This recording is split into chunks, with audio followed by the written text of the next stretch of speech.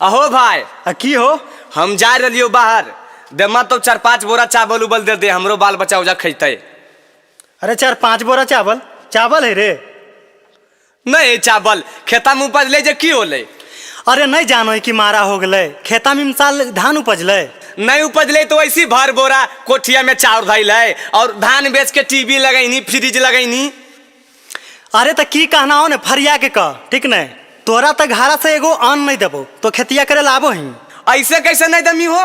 खेता में आधा हमार हिस्सा नहीं हो अब पूंजिया में भेजिए दियो तो मतलब खाऊ लगी नहीं दमी हम बाहर में रोई तो खरीद के बाल बच्चे खाइए।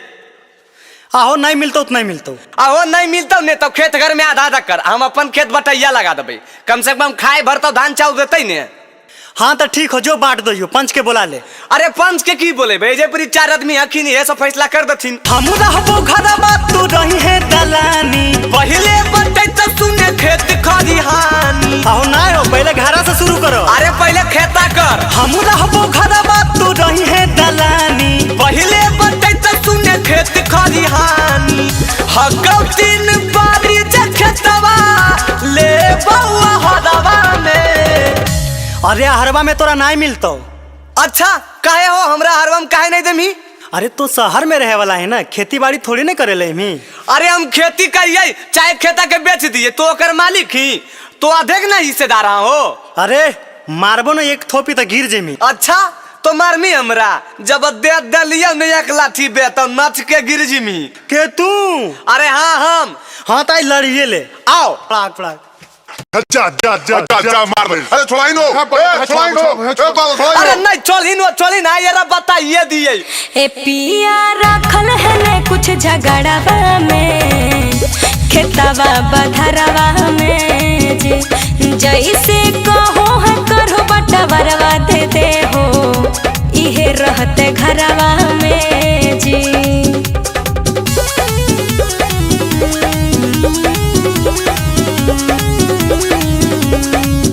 नदी पार वाला बटाई तो खेत बीच बीच हो ओ करो में ले बहु हम पेड़ावा सहित हो। अरे तोर मन में न एकदम बेईमानी घुसल हो। बेईमानी के की बात है हो जम साइड हमर खेता रह तो पेड़ा हमर नहीं होता है। अरे तोरा कैसे दे दियो पेड़ा हो?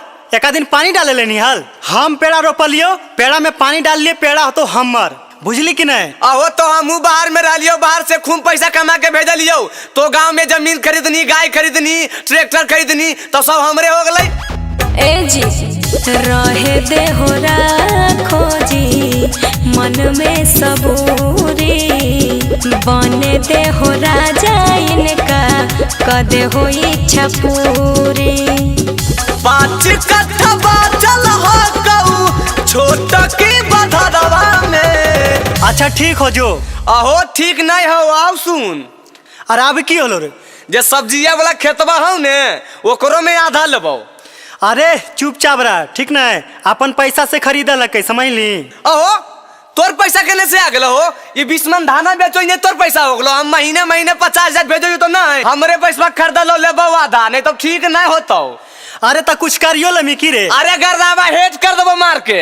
अरे देखो इटवा बे कपड़ा रंग देबो। अजी काहे ले बहस लड़ा रहलो जा जाके अमीन के बुला लहो। हाँ जो जनिया के बात मान ले मौग में हर बा। ए पिया रखल है ने कुछ झगड़वा में खेतवा बधरवा में जे जैसे कहो है करो बटवरवा दे दे हो इहे रहते घरवा में जी।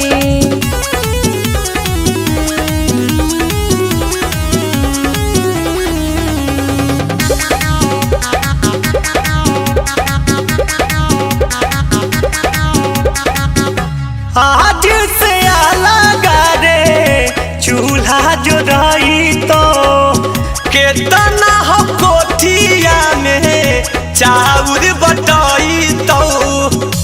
अच्छा उपजाइए हम दे दिए तोरा। आहो तो पूंजिया तोरा के दलको हम ही ना दलियो। जोर झूठा लड़े के टंठा करो हक ज्यादा मांगो है जे पिया दे दे हो आधा। हकौ जे तो कनिया बताई तो